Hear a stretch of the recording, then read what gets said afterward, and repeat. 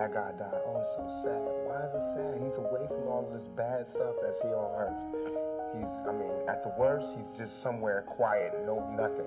At best, he's an angel, or he's at the next existence, or he's a spirit somewhere, What is so bad about that? It's only bad for the people who he left, because you guys are mad. That's like some crab in the bucket type stuff. It's harsh analogy, but that's what it's like, though. I'm tired of waiting for my past to get into society. All I ever wanted to do was make me and everybody around me feel more comfortable about where we were. You know what I'm saying? About the places that we stayed. This is our home base. Let's build it up. Let's be happy about where we come from. You know what I'm saying? Instead of trying to assimilate and get a pass key to where they at. You know what I'm saying? Not to say that everything needs to be separate, but we gotta find pride in ourselves. Ladies and gentlemen, Tupac Shakur.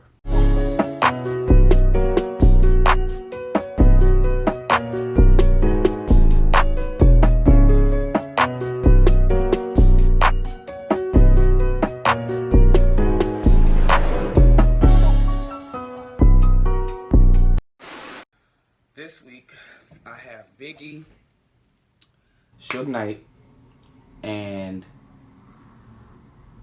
Orlando Anderson. Now, starting with Biggie Smalls. You ready, nigga? Yeah. Ready for that raw dog shit, nigga? I only know underground, man. Okay, alright. Let me see how I'ma hit you with. You wanna set it off? Yeah, I'm scared to do some freestyle. I'm scared to do some freestyle. Blow, I'm too high and I might go off tempo, but now I'm back to let these niggas know just how deep my game run to apocalypse, don't sleep. I keep a motherfucking Glock in my car. If I'm holding in the club, I gotta be the fucking star. So everybody wanna smile and raise their hands. I got a razor, in case I gotta do a next, man, cause you know how niggas be. They wanna see if Pac is real or is he like that nigga in the movie. I guess I gotta prove my point. Slicing motherfuckers, now I'm doing a joint. I got my nigga B, I to the G beside me. Yeah. Bitches on my dick, you know the hoes wanna rob me. And my other homies out here like Spike Lee, they got the camera on the nigga, guess they like me. But now I'm about to pass this motherfucker on, cause this Tangeray is getting hella strong. Money, hoes, and clothes. Blunt smoke coming out the nose is all a nigga knows. Flipping on foes, putting tags on toes. Watching the stash grow, clocking the cash flow. The neighborhood grave digger, getting paid so much, all the bitches wanna see a nigga. I guess they figure I'm paid, I wanna get laid. Or since I got loot, I wanna knock boots. I'd rather beat my dick than trick. And if she don't suck, then we don't fuck. I'd rather make a buck, drive a fat ass truck. Grab the 9-2 clips and run amok. Yes, flex after 2 or 3 Bexes, I wreck shit. What the fuck you expected? A fly guy? Well, fuck it, I'm a high guy. I don't believe that Biggie and Tupac ever got back to a place where they could heal from whatever beef there was that they had before Tupac passed away. I do feel as though there was a third party that might have been involved that didn't want to see the two overcome hip-hop together, and it's no telling who that could be. There was a lot of forces at B that kind of like played into the beef that they had around them, and you know how people get when they're upset. You know, there's a lot to be said. There some stuff they don't even think about. They don't even care about saying. They just stay off of impulse and speak on how they feel, and that's it. You know, and when it came to Biggie and Tupac, they both were known for being hood dudes. You know, and hood dudes don't talk twice. You know, they any real hood dude doesn't talk twice. If they're gonna say something and they mean what they say, they mean what they say. And if they can be, you know, mature enough to be in the same setting at once and not have any conflict, and at the end of the day know that, okay, if there is any conflict, then I'm getting with this shit, then it is what it is, you know, and that's how they felt.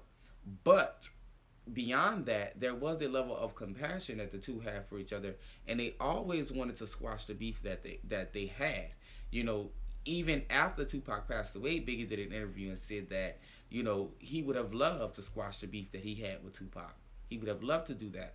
And, you know, even though they had a beef, Biggie said also that he would never wish death on anybody, you know.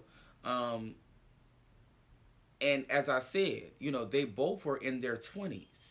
So as I said, that it was something that I feel as though somebody didn't want to see them do together, you know. And who's to say if they were alive? It's not who's to say. It's factual that if they were still alive, they would have overcame hip hop. Like they would have took hip hop in a whole new direction. Together, they were iconic as hell, but apart, they were still iconic as hell. And they created a audience, and no matter who it was, resonated to what they were saying. Black, gay, white, straight, doesn't matter who it was. Everybody resonated with what they're saying, with what they were saying. Tupac is known all over the world, all in Germany, in France, all over the world. He's an international artist. So is Biggie, you know. And as I said, I just wish they had came a point where they could have squashed whatever it is that they had amongst each other, you know, and moved on and got to the bag, you know. And because their friendship was next level. They had a good friendship for the bulk of their lives until the whole East Coast West Coast thing started. So they were good. So this week I'm going to give Biggie VIP. And I'm just giving him VIP just off for the strength that he's Biggie, you know, because I know how he felt about Tupac. Even though him and Tupac had that beef and it was a lot of commotion and riffraff amongst the camaraderie and people that they hung with or whatever, they still had a level of, okay, that's my bro. And if shit jump off and get deep with him, I'm going to always, you know, wish that he's okay. I'm not, even though we beefing with him, I'm never going to sit up and say, okay, well, I wish this happened to him. Or I don't give a fuck about that. Like, you know, it's a level of friendship that they still maintain that people around them weren't even speaking on. But moving right along to Suge Knight. Trying to get him to the hospital didn't make me realize that I was shot.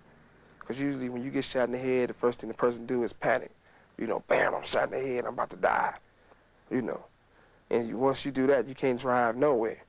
My whole thing was, Pac, he was shot. I'm like, you shot? I'm gonna get you to the hospital. I'm driving, telling him I'm gonna get to the hospital, kick back. Pac looked at me and said, you know what? You need the doctor more than me. You the one shot in your head. And we laughed the whole time going to find out what to the hospital. That's the conversation we had. It wasn't, Pac was a man the whole time. It wasn't that he was like, oh, I'm shot. He cracking jokes. He like, yeah, they shot me. He said, but you shot in your head. Look at your head bleed. Look how much it's bleed. That was Pac. And I'm like, man, shut up. I'm gonna get you to the doctor. Now, Suge Knight was in the car with Tupac the night that he died, okay? So I'm about to tell you the story that's being said and the moving parts within said story before I get on over to Orlando Anderson. In the night that Tupac was killed, there was a fight that was had with him, Suge Knight, and rival gang members at the MGM Hotel in Las Vegas. Okay, now, Orlando Anderson, he is the nephew of Cafe D. Okay, Cafe D has said that he said publicly and to officers that he was one of the people that was in the car the night that Tupac got killed. Not in the car with Tupac and Suge Knight, in the car with the shooter. Now, Cafe didn't have the gun that killed Tupac. Somebody else within the car had the gun that killed Tupac. But Cafe believes he knows who killed Tupac because he was in the car with them. Now, later in 2008, Cafe revealed to police that Diddy offered him $1 million to kill Tupac. Now, I don't know how true that is. I don't know how true that is, but I do know that he has admitted a lot of stuff to the police, okay, about him in particular being in the car with the people that killed Tupac, okay? So, now, something about Suge Knight and the allegations of him having something to do with both Tupac and Biggie's death just don't sit right with me. somebody who's accused of being a murderer or being a snake in the grass would have a bigger and bolder reaction than just saying, "Oh well, f this person because I didn't do it." Like, who does that? And then also, Suge Knight, okay, it does a lot of sneaky shit. He does intimidate a lot of people, and he does put fear in a lot of people, and to a point of not even wanting to speak on the shit that he has done to them or said to them or approached them about. Suge Knight's son alleges that Tupac is still alive.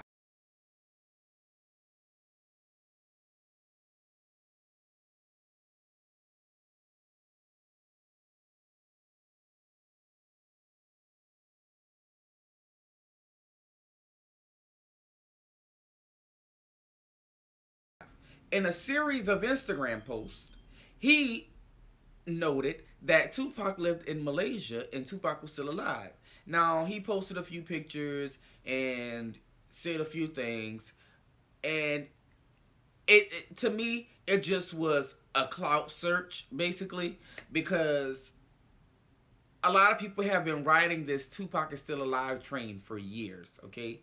And for some to say that your dad was accused of killing Tupac, what would make you go public to say Tupac is still alive? Which Suge Knight did say also. Just to make perfectly clear, he did say that publicly too, that Tupac was still alive. So, if that's the case, then I think that shouldn't that have been said first versus F this person and F that person that accused you of having something to do with both Tupac and Biggie? Like, make it make sense.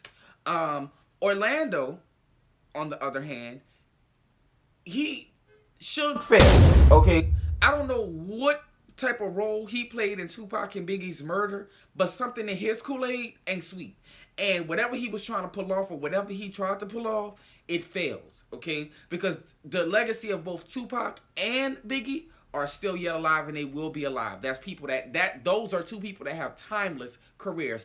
It could be 20 years from fucking now, and Tupac and Biggie will still be motherfucking relevant and will still be acknowledged by fans and media and news personalities or whatever, with them being had passed away over 30 years ago at that point. So, moving right along to Anthony Anderson. Now, I mean, not Anthony Anderson, Orlando Anderson. Is it Orlando? Yes. Let me just ask you point blank. Did you kill Tupac Shakur? I didn't kill Tupac.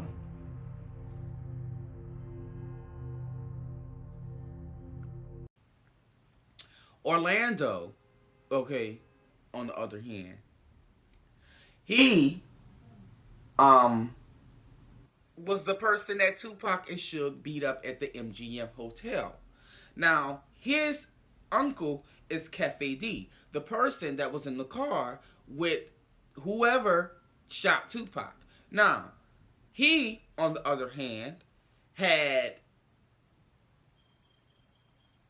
went publicly to when asked did he kill Tupac.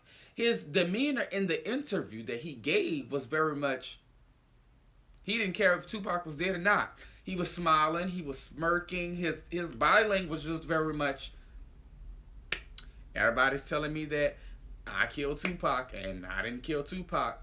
But everybody accused him of it, and even a few celebrities accused him of it because it just wasn't making sense. Your uncle went public to say that the reason why they even got in the car to approach Tupac and Suge Knight in the car was because they beat your ass in the MGM. So why wouldn't they automatically think that you were the person to shoot Tupac in retaliation for them beating your ass at the MGM? See? You gotta make the puzzle pieces. You gotta put them together yourself, because people just don't be paying sense. Okay, so they don't be paying attention to nothing at all. But I be putting that shit together. Okay, so moving right along. Okay, so Now, something else, just brushing back on Suge Knight. Suge was grazed in the head.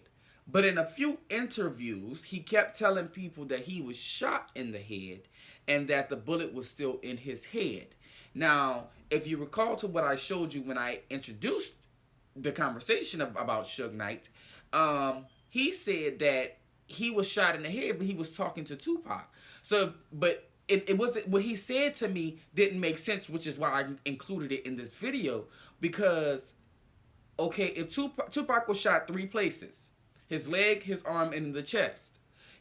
According to him, as you saw, him and Tupac had a clear conversation. Now, if you and Tupac had a clear conversation, I don't think Tupac would have had a bullet in his chest and been having a clear conversation with you. Not only that, how could you have been having a clear conversation with Tupac if you have a bullet in your head? Make that make sense. But, Orlando failed because his uncle failed too. And his uncle not even listed up here. But Orlando failed for all of them. Because I don't know what he thought that he was going to do or what the uncle thought that killing Tupac was going to do because he got his ass beat. But it didn't change the fact that Tupac is still Tupac. You just brought heat on your ass. Orlando is deceased now. And before he did get killed, he went publicly to say again that he didn't believe that he was going to live long just based off of everybody saying that he was the person that killed Tupac. Multiple celebrities have said the same thing, that this was a hit from a gang that Tupac was a rival of. And because Suge Knight and Tupac beat his ass in the MGM, he decided to call his uncles. The uncle and his gang came in the truck that killed Tupac. Now, overall, what I can say is this. Tupac lived a certain lifestyle. Yes, Tupac lived a certain lifestyle. But in this case, Tupac wasn't a part of his own downfall. Okay? Yes, Tupac was a wild man. He lived a certain life. Everybody knows what type of lifestyle Tupac lived, but he was smart. He was smart as a fucking whip and intelligent. Okay? And when he spoke, when he rapped, when he did anything, he spoke with a message. He rapped with a message. He wasn't talking about bullshit. He was speaking on the truth, okay? And he was speaking on his own life experience. So that's how a lot of people, clung to him as a rapper and could relate to a lot that he said, But for me, in my opinion, as a fan, it was really a lot of the people that they were surrounding themselves with. It kind of was like not only him, but Biggie too. And a lot of the people that Biggie surrounded himself with were mutuals of Tupac's. And some of the people stayed hidden because it was an East Coast, West Coast thing, you see? So it was a lot of people that was around them that was, okay, well, you should do this, or hype it up, put this in a track, whatever. But was really going back to like try to put bugs in Biggie's ear or try to put bugs in Tupac's ear. It just was a lot, okay? And had Tupac still been alive, we all know the legacy Tupac would have. So we don't even need to give him any more of an introduction than what he already had, okay? And unfortunately, his life was cut short. Tupac was 25 years old. He was young when he passed away, okay? And it seems that way because it was like 30 years ago, 20 years ago, however long it was ago. It feels that way to a lot of people. Like, I was born around the time that Tupac died. Tupac died in what, 1996, 1997? I was born in 96. I'm 24 myself. I'll be 25 this year. So Tupac, and I grew up listening to his music. I grew up when I got old enough to like make my own choices as far as my music choices. He was a must-have on the playlist. So, he influenced a lot of people. And he left a legacy, and a big one. So, with all of that had being said, thank you for watching. Armani's Got the Heat, episode 6. And I'm going to see you next week with SELENA versus the people. Thank you for watching.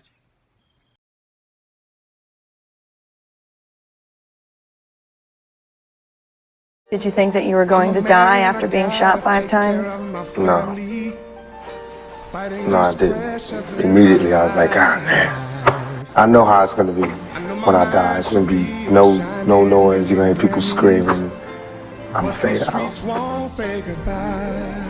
Can't say goodbye to the blocks, goodbye to the hood, goodbye to the streets. I can't say goodbye to the hood, goodbye to the blocks, goodbye to the streets. I can't say goodbye to the blocks, goodbye to the streets, goodbye to the hood. I can't say goodbye to the hood, goodbye to the blocks, goodbye to the homies. I guess it's